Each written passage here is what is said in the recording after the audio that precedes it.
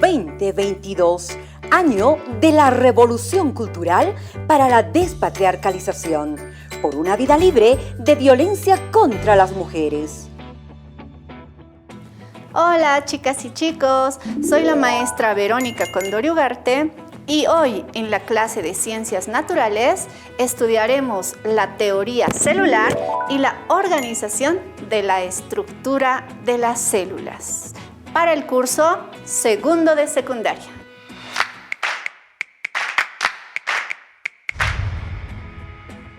Muy bien chicos, entonces comencemos. Ustedes se preguntarán, ¿qué es la teoría celular? ¿Verdad?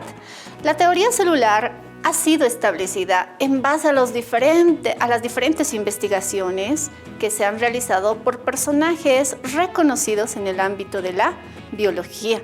Por ejemplo, podemos citar a Anton van Leeuwenhoek, a Theodor Schwann, a Matthias Schleiden, Arthur Brown, entre otros.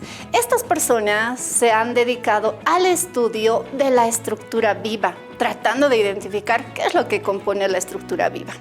Entonces, todos estos estudios se han podido resumir en lo que es la teoría celular.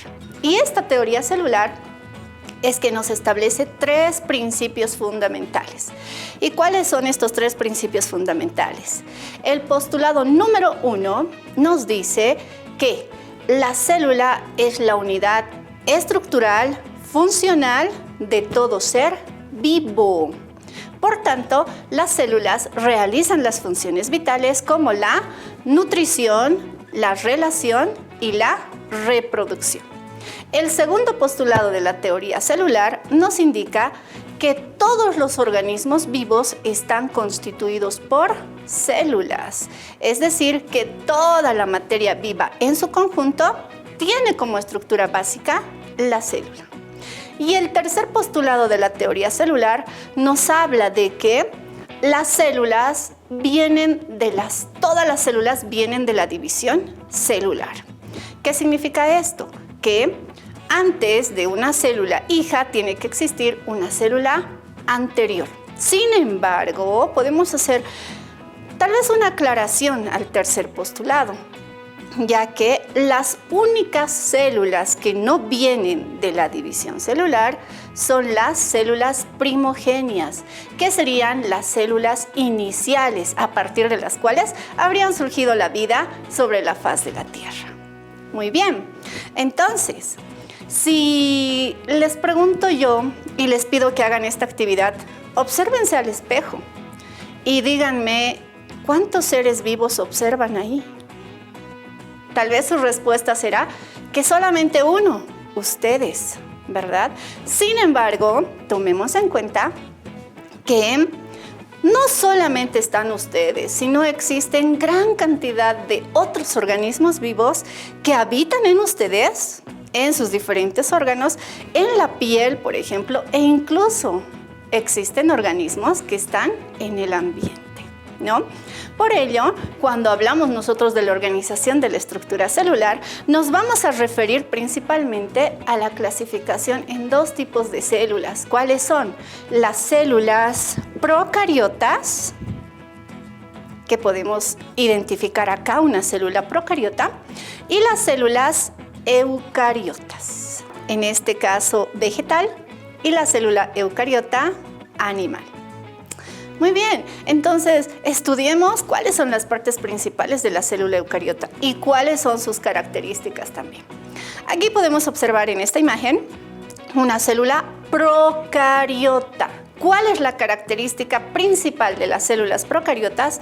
Que estas células no tienen núcleo y la estructura genética se encuentra en la parte central en un nucleoide, ¿ya? Ahora, ¿qué otras partes nosotros podemos identificar en la célula procariota? Por ejemplo, podemos identificar estas estructuras filamentosas que van a representar los flagelos, que principalmente le sirven a esta célula para poder trasladarse de un lugar a otro. Vamos a identificar en algunas células procariotas la cápsula, que es la parte externa o la capa externa de esta célula y que principalmente puede servirle para adherirse a alguna estructura viva cuando tiene una sustancia pegajosa, o también les sirve para poder resistir a ciertas alteraciones del medio, como por ejemplo, la cápsula le puede ayudar a una bacteria a soportar altas temperaturas. Después tenemos lo que es la pared celular, que propiamente le va a dar la estructura, la forma a la bacteria, en este caso a esta célula procariota. Luego tenemos la membrana celular. Esta membrana celular permite el intercambio de sustancias externas e internas en la célula. Luego tenemos estos filamentos que se llaman fimbrias. Estas fimbrias ayudan a esta célula procariota a poder, uno, trasladarse de un lugar a otro, pero también existen otro tipo de fimbrias que se denomina pili, a partir de la cual las células procariotas realizan el intercambio genético con otras células. Muy bien, entonces, estas células procariotas tienen como característica principal la ausencia de un núcleo delimitado por una membrana. Entonces, cuando hablamos de células procariotas, son aquellas que no tienen el núcleo como tal y que el material genético se encuentra disperso en el citoplasma y en este caso en el nucleoide. ¿Ya? Muy bien. Estas bacterias procariotas, en este caso, principalmente las células procariotas, se encuentran en el reino Monera. Ejemplo de ellas tenemos las bacterias. Las bacterias pueden tener, y las células procariotas pueden tener diferente tipo de nutrición. Podemos hablar de una nutrición autótrofa, que es la nutrición que se genera a partir de la fabricación de sustancias orgánicas a partir de sustancias inorgánicas, como por ejemplo en el proceso de la fotosíntesis o de la quimiosíntesis. Estas bacterias también pueden tener una nutrición heterótrofa y ahí es que vamos a hablar de tres tipos principales. Vamos a hablar de la nutrición parasitaria. ¿Y a qué nos referimos cuando hablamos de una nutrición parasitaria? Nos referimos a algunas bacterias, por ejemplo, como tenemos acá en la imagen, la bacteria de la salmonela, que ingresa al organismo humano, al tracto digestivo principalmente, y va a provocar algunas alteraciones, produciendo la llamada enfermedad de la salmonelosis. ¿Y cómo es que nosotros nos contagiamos con la salmonelosis? ¿O cómo es que esta bacteria ingresa a nuestro organismo? Y es a partir de que nosotros en algún momento consumimos algún alimento contaminado. Por eso, a modo de prevención, chicos y chicas, no olviden tener 2 cuchillos en cocina. Uno para cortar la carne de res, de pollo, de pescado y otro para poder cortar las frutas y verduras. Si es que nosotros cortamos la carne, que posiblemente puede estar contaminada con salmonela, y con el mismo cuchillo cortamos la fruta, una manzana por ejemplo, para poder comerla, entonces podemos contaminar esa fruta y podemos de esa forma introducir a esta bacteria a nuestro organismo. Entonces, cuando hablamos de una nutrición parasitaria, son estos microorganismos procarióticos que ingresan a nuestro organismo, se alimentan de los nutrientes que hay en nosotros, pero que nos provocan enfermedades que incluso nos pueden llevar a la muerte. También tenemos la nutrición saprófita. Y acá podemos ver a esta bacteria como ejemplo. Actinomycetos. Esta bacteria es la que se va a alimentar de materia en descomposición. Esta bacteria principalmente es la que está en el momento de que la materia orgánica comienza a descomponerse y es de ahí de donde va a recibir sus nutrientes. Luego vamos a referirnos a la nutrición simbiótica. ¿Cuándo se da la nutrición simbiótica de estas células procariotas? Y acá les tengo 2 ejemplos. Un ejemplo lo podemos mencionar, acá tenemos al pez piña. Este pez piña vive a profundidades en el océano de no más de 200 metros. Pero ¿qué necesita este pez para poder desarrollarse ahí? Él va a usar algunas bacterias, que las vamos a llamar las bacterias bioluminiscentes, que van a ingresar a las estructuras de este pez y van a generar un tipo de luz que le va a servir a este pez para poder identificar su alimento, para poder encontrar su alimento, o incluso en la etapa de reproducción para encontrar a sus pares, ¿no? Entonces, cuando hablamos de nutrición simbiótica, cuando las bacterias se van a alimentar de otra estructura viva, pero también van a beneficiar a esta estructura viva, ¿no? Entonces, ahí también podemos hablar de lo que es el mutualismo.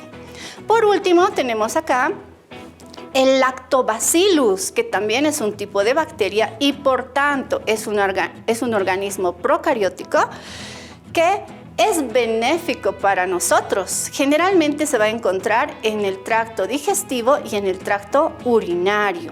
Ayuda a acidificar el medio y combate algunas bacterias patógenas en nuestro organismo. Y además ayuda en el proceso de la digestión. Entonces, cuando hablamos de una nutrición simbiótica, nos referimos a organismos que se benefician entre ambos, de alguna forma teniendo aspectos positivos a ambos, generando uno el alimento y el otro beneficiándose también de él.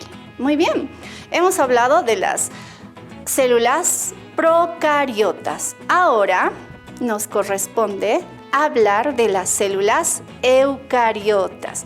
Las células eucariotas pertenecen a lo que son el reino animal, el reino vegetal, el reino fungi y el reino protista.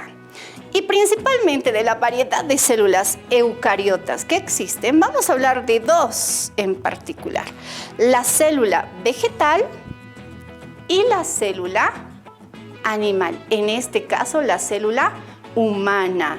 Estos dos tipos de células son células eucariotas. ¿Por qué? Porque tienen un núcleo donde se encuentra el material genético. Ahora, ustedes se preguntarán, ¿cuál es la diferencia entre la célula vegetal y la célula animal? Podemos mencionar tres diferencias. ¿Cuáles son? En la célula vegetal están presentes los cloroplastos. Los cloroplastos se van a encargar del proceso de la fotosíntesis gracias a la clorofila. En cambio, en la célula animal no existe la presencia de cloroplastos. Otra diferencia muy evidente es que en la célula vegetal está presente la pared celular que le da una estructura característica a estas células, que no la hallamos en la célula animal. Y la última diferencia representativa es la presencia de la vacuola, que en la célula vegetal es un orgánulo muy grande que ocupa gran cantidad de la célula y es un reservorio de agua para la célula vegetal, pero que en la célula animal se encuentra como vesículas digestivas o vacuolas digestivas en menor tamaño. Muy bien, chicos, esto es lo que nosotros hemos visto en nuestra clase de Ciencias Naturales. Muy bien, chicos, sigamos aprendiendo en el área de Ciencias Naturales y no se olviden realizar las actividades del texto. Cuídense mucho. 2022, año de la revolución cultural para la despatriarcalización, por una vida libre de violencia contra las mujeres.